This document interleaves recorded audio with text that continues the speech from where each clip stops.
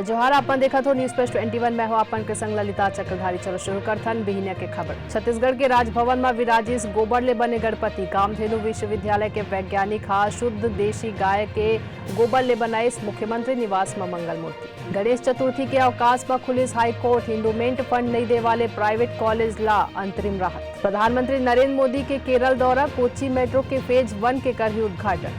बिहार सरकार में मंत्री तेज प्रताप यादव और ऐश्वर्या के बीच तलाक मामला में हुई सुनवाई।